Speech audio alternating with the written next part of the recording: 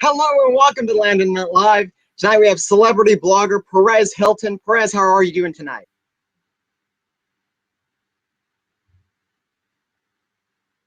I'm good. You're so professional. You've got show intro and a background. I feel very amateur compared to you. So congratulations on doing your thing so well. Oh, well, thank you so much. And thank you for being on the show. We're excited to have you. Let's just get right into it. Okay. So just kind of tell people who you are and how you got into the business. All right. Well, this is live. It's showbiz, and we keep going. Yes. Exactly. Exactly. I started in 2004 before there even was a social media. There was no YouTube back then. There was no TikTok. There was no Instagram. There was a little bit of social media, and that's actually how I really began. I originally didn't start blogging on my own website. There was this platform called Blogspot or Blogger, which in a way was kind of like the original Twitter before Twitter even existed. It was really simple. I think it might even still exist, but I signed up and I clicked a few buttons, and within a few minutes, I had a blog and I could communicate with the world. And I had just decided that I wanted to try because I discovered the world of blogging and it seemed fun and easy. And that's the most important thing, because it might surprise people to know that I am a tech idiot. I am not an early adopter of technology. I'm not an expert at using this or the other, but because it was so easy, I was able to do it. And what set my site apart was I didn't want to talk about myself. I wanted to talk about celebrities. And back in 2004, 2005, people that were blogging, they were mainly just using it as kind of like online journals or diaries. And I never would have expected anything, because I didn't think anything was possible. I didn't even think people would read my little blog. You know, the word influencer didn't exist. I was the first one. I paved the way. Yeah, it wasn't as easy, getting on TikTok and creating, a massive followers out of nowhere, essentially. It was so much different back then. Well, and even on TikTok, it's people think it's easy, because they see somebody like a Charli D'Amelio and they think, oh, wow, she got so lucky. And she did. But like I just said, she got so lucky. Not everybody is that lucky. A lot of people are on TikTok wanting to get lucky and creating content and working hard at it, and they're not having the explosive growth that others do or whatever. I got lucky, and I also worked very hard, and I did things differently, which is important, like you're doing with your puppets. I don't really see a lot of puppeteers on TikTok. It's a small crew. There is a couple of others, but there's not a lot. So that helps you actually. Being niche, as they say, or being a micro influencer sometimes is better than being super mad or trying to just do a little bit of everything, because it's just harder. Wow. What was there a story or a blog post that you did that blew up, that you're like, oh my gosh, I can't believe that this is such a or was it more just the consistency and the determination behind each post that kind of created your fame? It was both. Okay. I remember the first time I ever got on television, that drove so much traffic to my website that it crashed it. I was on this TV show called The Inside, which doesn't even exist anymore. It's off the air. It used to be the companion show to Entertainment Tonight. But I do have a story like that. In May of 2005, I was the first media outlet in the entire world to publish photos of Brad Pitt and Angelina Jolie as a couple. And there was so much interest in those photos that it also crashed my website. And then the mainstream media credited me with that scoop because before I even published the photos, I reported about the existence of the photos. So yeah, that was That's a really great. cool, Yeah, a little big teaser scoop. for your post. That's awesome. Exactly. Yeah. Well, I didn't have the pictures at first, and then they were leaked to me. And I don't do, I've made a lot of mistakes in my 16 years, and I made a lot of mistakes at the beginning because it was kind of like the wild, wild west. I didn't know what I was doing. It was uncharted territory, and everything was so new. So I was using a lot of photos that are paparazzi photos without paying for them, which is Oh, a problem sure. that I ended up getting sued over a few times. Uh-huh. Yeah, but I don't do that anymore. That's crazy. So, kind of going off of that, what challenges do you face staying relevant as a blogger? Like, do you face the same types of challenges that you did when you began, or has it evolved into something different because of your status? I mean, there's so many challenges for every influencer. I would say that specifically relating to me, when I began in 2004 and in 2005, I was a big fish in a little pond. There really wasn't any competition because nobody was using the internet to talk about celebrities, which is wild. TMZ didn't even exist when I began. Hmm. TMZ saw my success, which I was really lucky to be very successful quickly. And Right. my success inspired the idea and creation for TMZ. But, even then, even after TMZ came, for the first few years, it was still not a crowded space. I mean, even the celebrity magazines, they weren't even using their websites to break celebrity news. They would just tell people to go to their websites to subscribe to the magazine. It was all Huh. about the magazine. So go to people.com to subscribe, go to usmagazine.com to subscribe. And now, the magazine is ancillary and it's all about breaking the news on their website as quickly as it happens. Sure. But, my career trajectory is almost incomparable to a lot of these influencers, meaning I have outlasted almost all of my peers with few exceptions. Um, Okay. a couple of the exceptions are, Shane Dawson and Jeffree Star. Even though they started after me, I really Hmm. was first. I began in 2004. Jeffree Star didn't really rise to prominence for about 2 years after that, and Shane Dawson, I think maybe in 2007 or 2008. But they've both been at it for a while. They're kind of, and myself, we're kind of the exception to the rule. If you go and you look at YouTube, the top YouTubers of 10 years ago, most of them are not relevant or talked about anymore.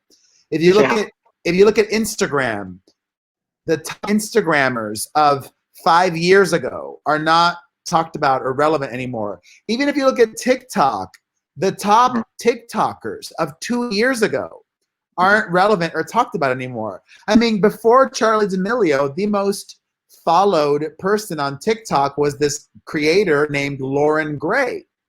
Yeah. Nobody talks about her anymore. She's got zero heat, Hmm. even though she's got over 40 million followers on TikTok, which is wild.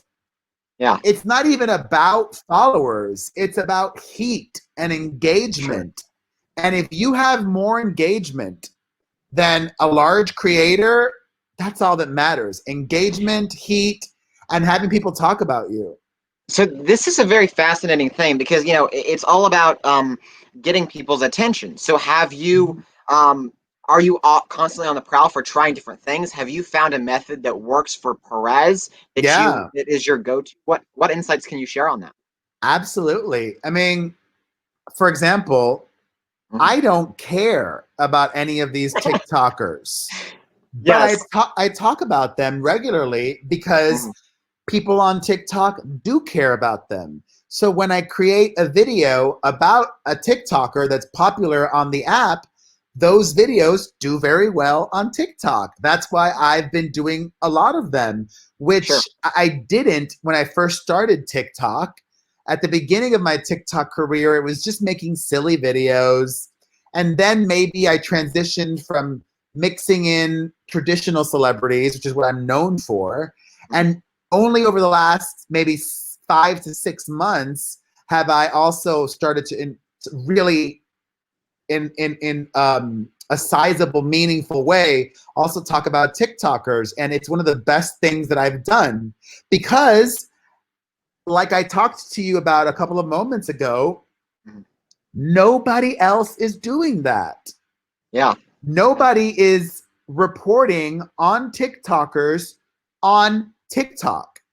Mm. There are outlets reporting about TikTokers on other media platforms, Right, but it's not like, on TikTok. but it's not on TikTok, and Yeah. that makes no sense. So You it's know, like, knowing your audience and knowing, yeah, that it seems and like such an obvious thing, but you're right. You're the only person that I've seen that shows up on my For You page, or even because I follow you, and that's not even reporting on any of this. And it's and also another important thing. You know, if you want to have longevity and sustain a career, you need to constantly be reinventing.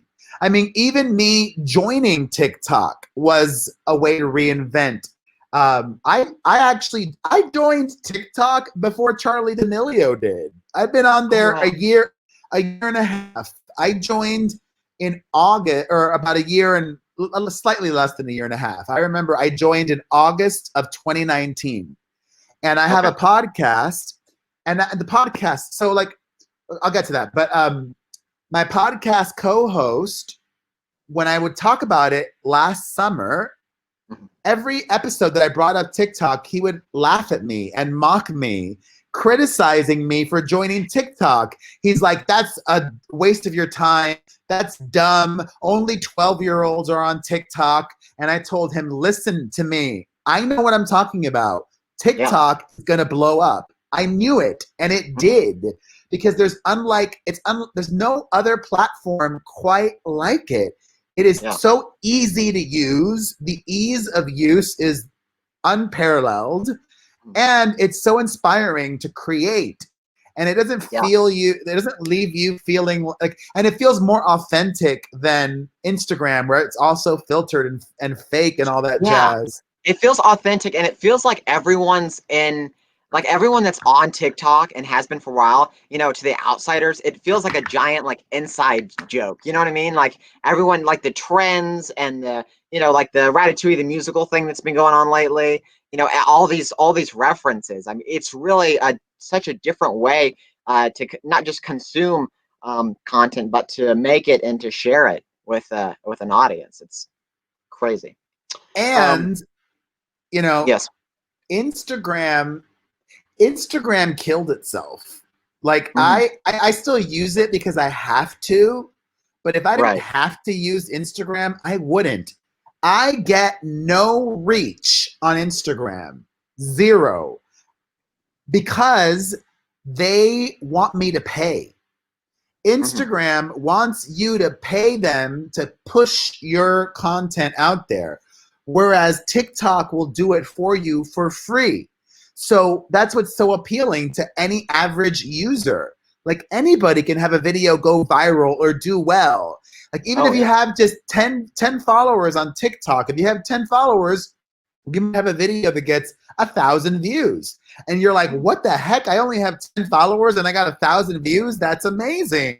That would never happen on Instagram. It's like impossible. So Yeah, I love it. exactly.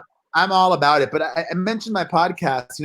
One of the other things to do for longevity is you have to keep reinventing. So I joined TikTok, started a podcast 5.5 years ago. before the big podcast boom, you know? Right. I would say podcasting exploded maybe 3 years ago in 2018.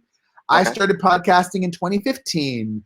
You know, I have always had an eye for talent and an ear for talent and an eye for spotting what's next and what's going to be popping and happening, and you have to constantly be reinventing and doing different things, and not every influencer has that skill or desire to constantly be reinventing. Like, let's explain it. Like, if you're I love following a lot of food TikTokers. I love watching them. Even though I don't cook, I just still love watching them. Eventually, if they don't grow or show personality or innovate or change, eventually their views are going to go down. That's just what happens to everybody at every platform. You know, you look at the hot girls on Instagram that are the bikini girls that have millions of followers, or the hot dudes on Instagram that post shirtless photos all the time. Eventually, over the years, their engagement starts to go down because people are like, I've seen that girl in a bikini 1,000 times. I've seen that guy shirtless 1,000 times. People change interests or lose interests. You've got to, it's so hard to keep people's attention for a long period of time, which is why whenever I talk to young influencers like yourself, I always talk money, and I tell them, you've got to be smart with your money. When you're hot, save, save, save. Don't overspend. Don't even live within your means. Live below your means. Live below your means, because 9 out of 10 influencers are not going to be relevant in 10 years. That's just the harsh reality. And actually, the shelf life of the influencer has gotten shorter and shorter and shorter and shorter. Like, it used to be, if you were a poppin' influencer, you could last 5 years. Now it's like 2 to 3. It's wild. So what is your opinion on the TikTok's change in the algorithm? Do you buy into it? Do you buy into any of that or subscribe to any of it? Or do you really think it's like, well, they're not reinventing themselves? Or is it kind of both in your opinion? What's your take on that? I mean, TikTok is changing the algorithm every day. I have never been driven by numbers, statistics. I just do whatever I want. And I think authenticity goes a long way. And just creating because you love it goes a long way. You know, I love to mentor young creators and give them advice. And just today I had this creator message me because she was so frustrated because TikTok is shadow banning her. And that's actually a real thing. People don't think it's a real thing. What's real about it is, and it happened to me yesterday. I was like, hello, that happened to me yesterday. Can you define what that means? Because I feel like some people might not understand.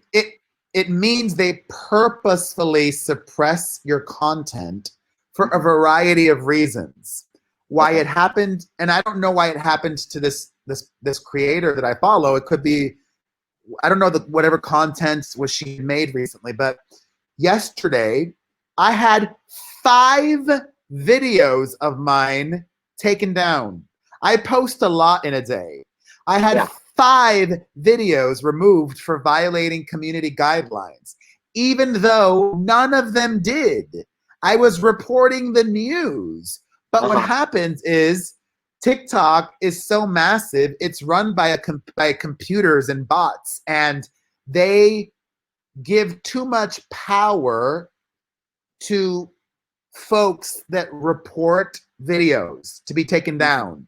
And what also happens is, if you're talking about TikTokers, even if they're problematic, the problematic ones still have fans, and the non-problematic ones have fans. And the fans know how to work the system. They know that if enough of them report a video, as violating community guidelines for harassment and bullying or for hate speech or whatever, it'll get removed. Of course, I appealed them. I appealed every single one. And what always happens is my videos, 9 out of 10 times, get restored. And the 10 out of 10, and the 1 out of 10 that it doesn't get restored, it's because they have stupid rules, but whatever. Almost always it gets restored. But because 5 of my videos were taken down yesterday, they punished my account. And I would have normally gotten so many more views, but I didn't yesterday. So it's fine. I'm not focused on that. I still kept posting and doing my own thing. And so, it is. So do you know, like, does TikTok notify you when you get shadow banned, or can it just happen and you have to, okay. No. Okay, gotcha. Because yeah, I mean, I've experienced. I mean, I've been on TikTok for it was a year this past October actually, and I remember getting 10,000 followers within a day, and I thought it was insane just for doing my puppet videos. And I'm a little over 500,000. But my views and comments are horrible compared to like the number of people that follow me. So it's a really weird. I also have another observation that I'm pretty sure I figured out another way that TikTok works, which is, you know, as you know, and other people who like TikTok know, the default is the For You page. When you first log on, you don't see your following page, you see the For You page. So TikTok is absolutely catered to that, and they are constantly shoving and promoting new talent down people's throat. New creators. They want that. And because you're constantly being shown new people, I keep on following more and more people, and I think that's the case with a lot of people. Oh, I'll follow this person, and I'll follow that person, and blah, blah, blah, blah. And I don't know this to be a fact, but I'm pretty sure just based on my own usage of TikTok, they then show me more videos from people that I've recently followed. So if I recently followed somebody on TikTok, their videos show up more for me than somebody I followed a long time ago. And I get annoyed because I want to see videos from people that I followed a long time ago too. Sure. Yeah, that's really interesting. It's a crazy thing, and it's interesting to see different people talk about, you know, is shadow banning real? Is it not? You know, I know there's like people on YouTube that act like TikTok gurus, you know, with their thing, and it's interesting to see the different perspectives. Kind of transitioning here, could you share a favorite memory that you have from your line of work? I would say my top 2 memories are both music related and pretty iconic. One, I was in a Rihanna music video for the song S&M. She tied me on a leash and walked me around like her dog. Then she tied me up in a chair in another scene and made me her slave. That was awesome.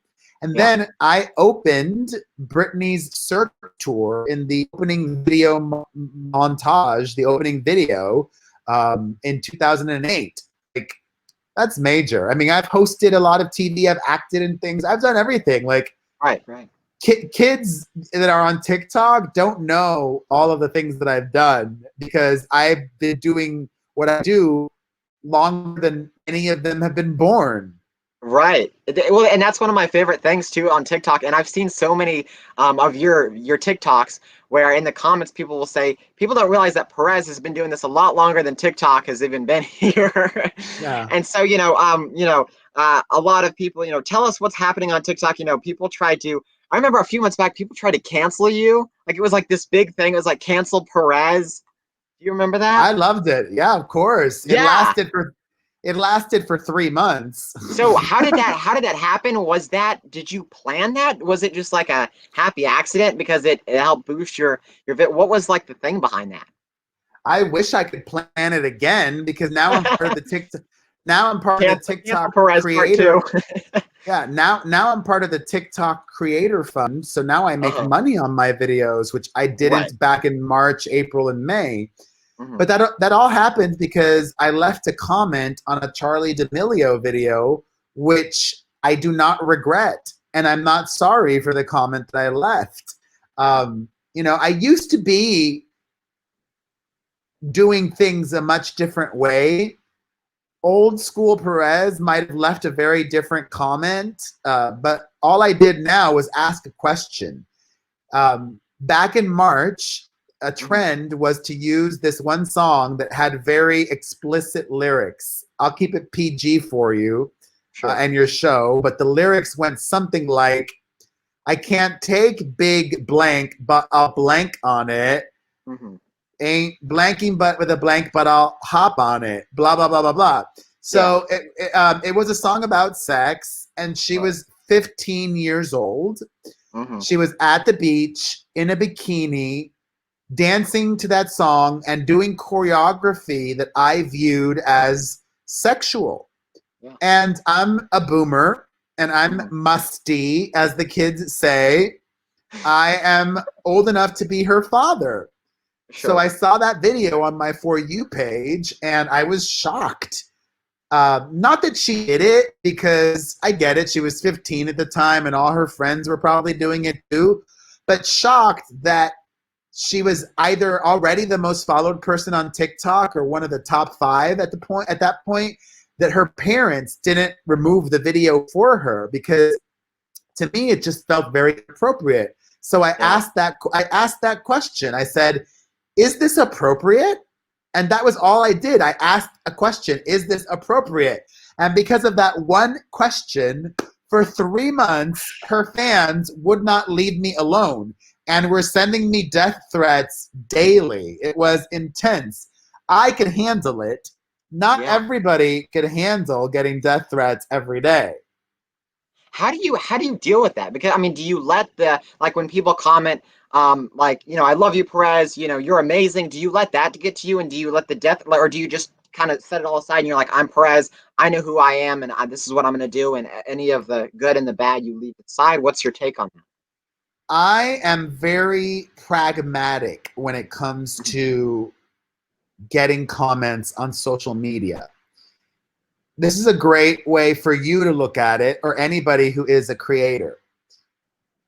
You have to look at comments like currency, meaning you have to attach monetary value to them. Okay. If I create a TikTok, let's say it's 3 months from now, right? And I lost a lot of weight because I've been working out, and I do a big weight loss reveal video. Oh my God, I'm shirtless. Like, oh my God, I'm feeling so happy and so proud. I lost 40 pounds. If somebody leaves a comment in my shirtless reveal 40-pound transformation video, if they say, I'm so proud of you, that's worth $1, right? But if somebody leaves a comment saying, ew, you look disgusting, I don't see any progress, you're gross, that comment is worth $100. Here's why. Because if another user is looking at my comments section and sees somebody in my shirtless reveal video say, I look amazing, oh, whatever, they'll keep scrolling. But if somebody sees somebody attack me and say, you're gross, you're disgusting, ew, put your shirt on, I don't even think you lost 10 pounds, that'll do one of two things. It will instantly engage my supporters to defend me, and it will also engage my followers to gang up and leave more hate. And either way, I win. Because that $100 comment is going to get me way more engagement than that $1 positive comment. So I genuinely appreciate the hate, and I want and love getting negative comments. I would rather get a ton of negative comments than only a few positive comments and nothing else. Wow, that's hilarious. And not to mention that you can respond to it in a video, and that'll just rev up your follower rate. That's awesome. So the Charlie, coming back to the Charlie thing, did something new happen with that? Because I saw some more comments on some of your recent videos, or is it just still just residual? Yeah. Okay. Not even that. It's just like all these young people that don't know what I do for a living. They're like, you're 50, which I'm not, but I don't take, I'm almost 50. I'm 42. Right. They're like, why are you even talking about a teenager? Hello, isn't it obvious? I'm talking about her for views, for attention, for relevancy, for clout, for money. She's the most followed person on TikTok. It's smart to talk about her. Yeah. Could you divide up what your day looks like as a celebrity blogger? How much time do you spend on certain tasks, and how long? I mean, did it take you a while to figure out I need to dedicate this much time to this certain task so it'll benefit me in the future? There's no 2 days alike. Okay. And I love that. You know, I compare what I do to being a surfer, a professional surfer. Okay. You just have to get out there every day. Some days you're going to have big waves. Some days you'll have small waves. It's always, of course, really exciting when you have big waves, but you have to keep getting out there every day and working on your craft, becoming better at what you do, and enjoying it even when the waves are small. Today was actually a big wave day for me on TikTok because there was so much drama. I loved it. Yeah, yeah. Do you just like, open TikTok in the morning and scroll through and say, oh, I've got to comment on this, this, and this? Or do you like preset it the day before? Or is it like immediate? How does that work with you? It's a combination of things. I am so prolific that at this very moment, I have, let's see, oh God, I have 525 drafts in my drafts folder. Wow. Because I don't want to post too much in a day, but some days when there's a lot of news and a lot of things that are to share, then I don't care about how I post. But if it's a slow news day, or if it's a slow day, then I'll start working from my drafts and publishing those. And I have so many drafts that I have drafts from when I had different colored hair in there still, like highlights and stuff. So it's a combination. Like usually in the morning when I wake up and before I work out, I'll publish something from my drafts. It's not time sensitive. And I'll wake up, I'll see what's happening on TikTok. I'll see what's happening on Instagram. I'll see what's happening on Twitter. I'll check my email. I'll read the news. It's a combination of things. It's about working really hard. I still work really hard. Wow, that's phenomenal. What is the number one piece of advice you would give to influencers, whether they're on TikTok, Instagram, YouTube, wherever? You have to put in the work.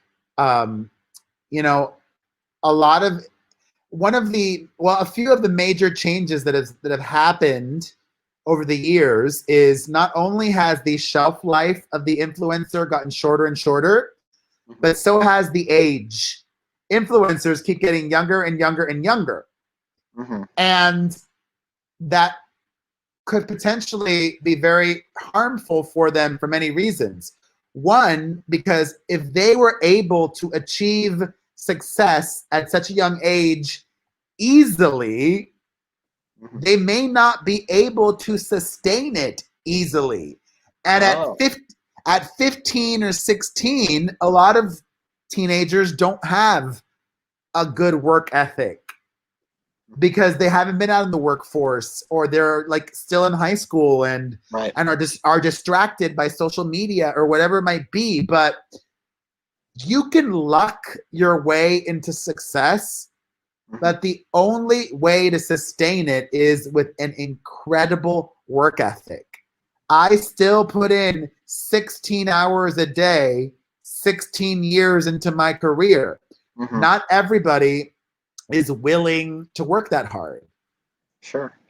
And I don't know if this is exactly the same response, but what advice do you have to those wanting to follow in your footsteps? My advice to anybody wanting to follow in my footsteps is I like to quote one of my favorite musicals, Gypsy, which is a timeless show. And there's a lyric in there that goes, you got to get a gimmick if you want to get ahead. Meaning, you got to find what it is that is different or special about you. A different way to do videos, a different thing to talk about, when you can really share your uniqueness with the world, success will come to you. I love that. That's absolutely phenomenal. And I take that to heart, and I hope a lot of people here can as well. Perez Hilton, thank you so much for joining us on Landon Live and for sharing your story. Thank you, and continued success to you. And you know, you've got what it takes. You've got talent and a great work ethic. So keep working hard. Oh, well, thank you. And where can people find your podcast, and where can people follow you? Well, if you're watching this on YouTube, I've got to admit, I've ignored YouTube a bit this year because I've been really focused on TikTok. But I'm on YouTube. I've got 2 YouTube channels, at Perez Hilton and then The Perez Hilton for family content. You can listen to the Perez Hilton podcast with Chris Booker at perezpodcast.com.